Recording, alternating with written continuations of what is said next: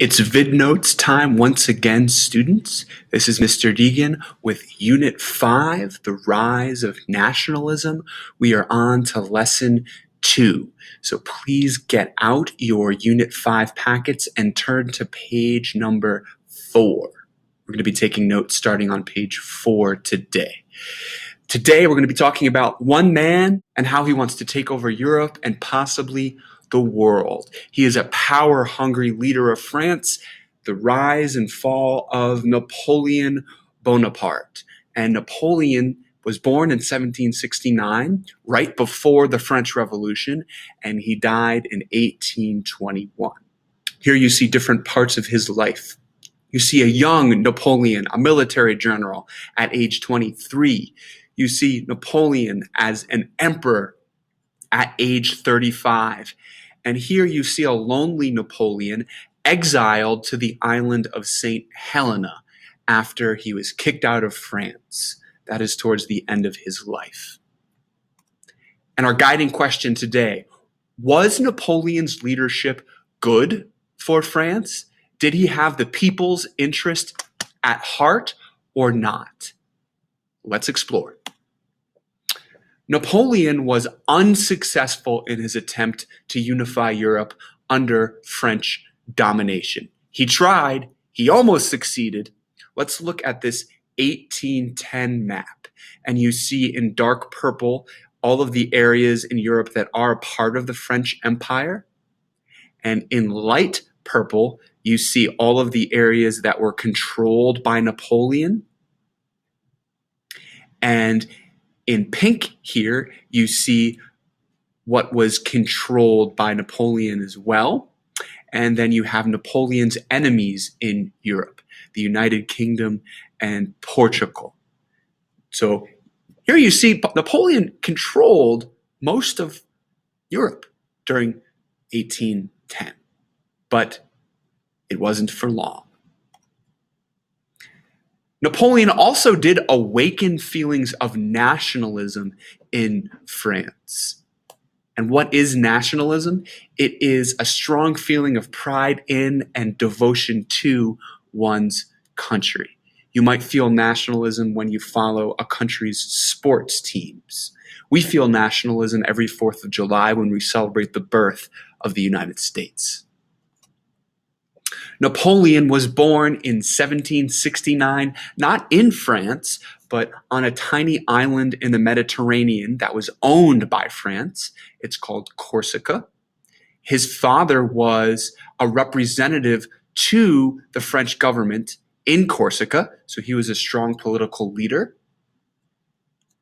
And at age 9, Napoleon was sent by his family to the most prestigious military school in Paris. And you see a picture of it here. And it was at this school that he learned military tactics, and he was an honors student. He graduated early and became an officer by the age of 16. He was also a serious student and a great writer. You see him here in his dorm room, thinking, pondering, about to write something down. Napoleon ends up supporting the French Revolution. And on October 5th, 1795, he shows that support and gains reputation as a good leader. He earns the people's respect by stopping the Royalists' army. He is in the People's Army, and he is trying to win a battle in Paris, France. He uses cannons, and he loads the cannons with grape shot, and he's able to prevail and prove to people that he can lead. Let's join the action on the streets of Paris. On October 5th, 1795, crowds of Parisians stormed through the streets alongside National Guardsmen bent on restoring the monarchy. The rebellion threatened to topple the Republic. The government called on Bonaparte to repel the attack. There wasn't much other choice, actually, when this rebellion broke. There aren't any competent generals in Paris. Here's young Bonaparte. He's a man of conviction. Put him in. Napoleon was not one to pussyfoot around. He would use all his weapons. Nobody had really used cannon on the Paris mobs before.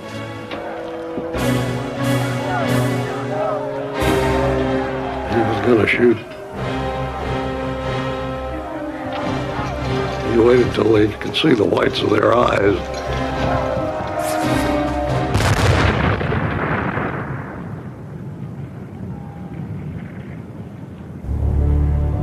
The enemy attacked us, Bonaparte wrote his brother. We killed a great many of them. Now all is quiet. I could not be happier.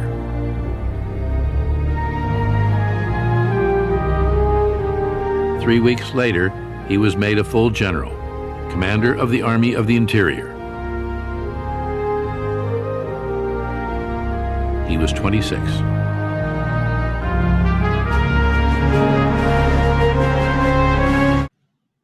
In 1799, Napoleon dissolved the Directory in France. What is the Directory? They're a group of 500 people who represent the voice of the French people. So Napoleon gets rid of them and he becomes First Consul. He becomes the main decision maker in France. And he starts to consolidate power and look an awful lot like a dictator. When he does this, it's called a coup d'etat. He seizes power from the rest of the government leaders, a coup d'etat. And you see him where the Directory meets, this room, and all of the politicians around Napoleon, who is at the center of attention, where he liked it. As French ruler, Napoleon reforms French society. Some reforms or changes were good, some not so much. One reform that was very popular and was the foundation for French law today is called the Napoleonic Code. I'm going to read some of the Napoleonic Code's most important elements. All people were declared equal before the law. He borrows Enlightenment ideas. Napoleon also says no special privileges for the nobles or the clergy. He says there is trial by jury in France. Napoleon also allows religious freedom, but he restricts freedom of speech. And he says parents are given power over their children. And he said wives were not allowed to sell or give away property. He says a wife could only own property with her husband's permission. And he says fathers could imprison their children for any time up to 1 month. So Napoleon's code has some good traits and some traits that restrict freedoms for people, especially women. Overall, Napoleon improved France's education system. He improved French roads and bridges. And he created a national bank that improved France's economy. And now, more about Napoleon's reforms. As the 19th century began, Bonaparte set out to prove that he could govern as well as he could fight. A newborn government, he told his secretary, must dazzle and astonish.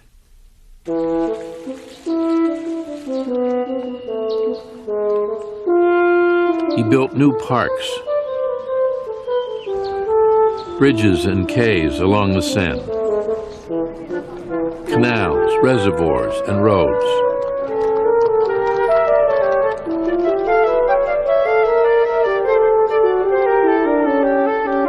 He would make Paris, he said, the loveliest city that ever was or ever could be. And France, the greatest country on earth.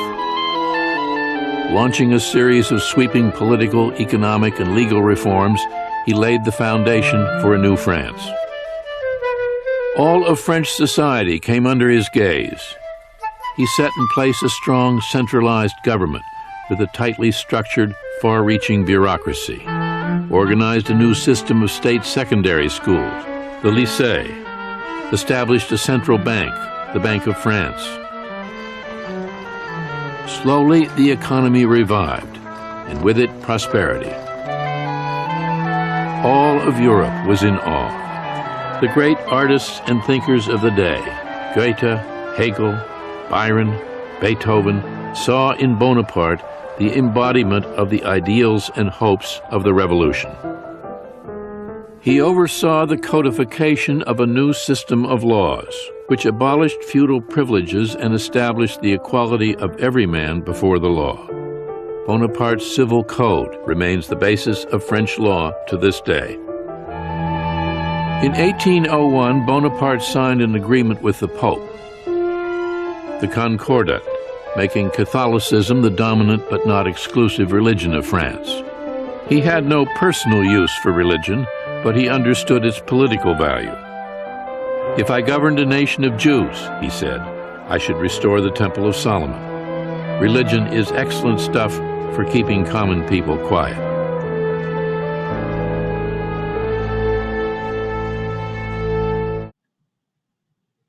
The Coronation of Napoleon. What is a coronation? It's a ceremony in which a monarch is put on the throne and given his crown. And in 1804, in the Notre Dame Cathedral in Paris, Napoleon is given a crown by the Pope himself. And he seizes control all for himself. More on that now.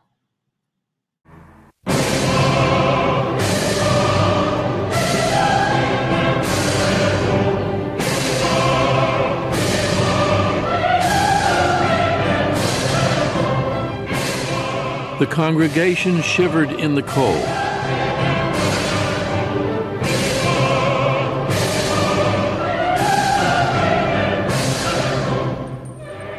Notre Dame echoed with the sounds of 400 musicians and singers.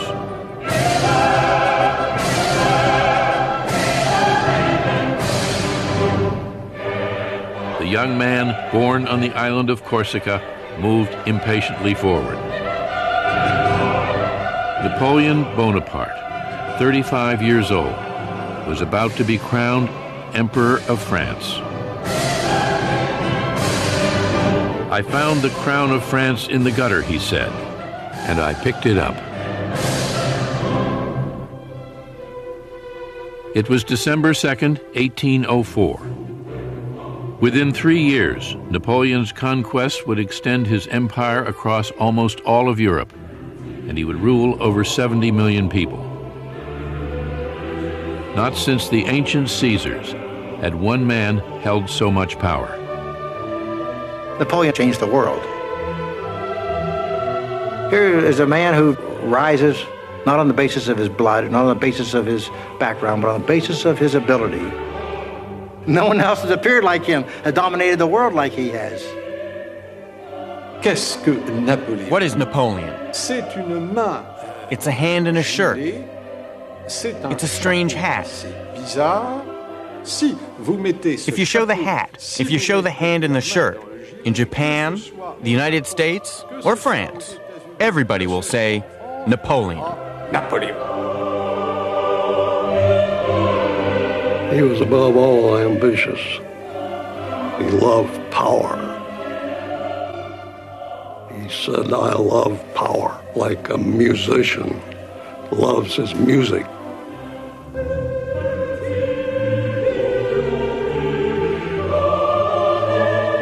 Napoleon mounted the steps to the altar alone.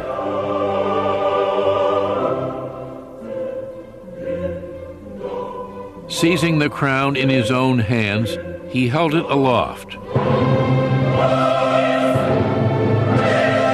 Then brought it to rest on his own head.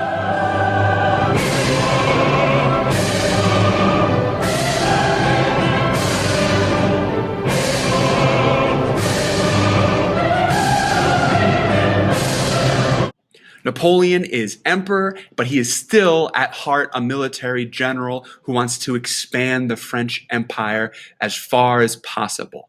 And one expansion effort that was a total failure was his military defeat in Russia. He thinks he can seize Russia for himself, and he meets the harsh Russian winter. And that leads inevitably to his political downfall in 1814. You see a painting here of Napoleon and French soldiers retreating back to France after this defeat. After the Russian disaster, Napoleon abdicates or gives up his throne and is exiled or kicked off to the island of Elba. Where is Elba? Well, here's the country of Italy, and on the western coast of Italy, there's a tiny island, and this red dot is Elba. However, Napoleon is not done yet. In 1815, Napoleon returns to France. He still has supporters and fans, and he rules the French government for 100 days.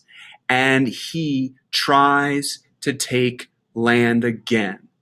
And he gets into a battle with the British, and the British end up defeating the French in Belgium, just north of France, at the Battle of Waterloo. So here is a map of France, and just north, the northeastern corner is Waterloo, Belgium, where Napoleon's men are defeated. And you see the Duke of Wellington in Britain. He is the leader of British forces who defeat Napoleon one last time. After Waterloo, Napoleon is exiled once again to a different island, this one further from Europe, the island of St. Helena. Here's the continent of Europe. He is exiled off the western coast of Africa to this tiny island with the star St. Helena. And it is here where he lives his dying days. And here's Napoleon on his deathbed. We're almost done, students. We have but our summary questions remaining. Please work on those now. And when you're done with those questions, you are done with lesson 2. Until lesson 3, this is Mr. Deegan signing off.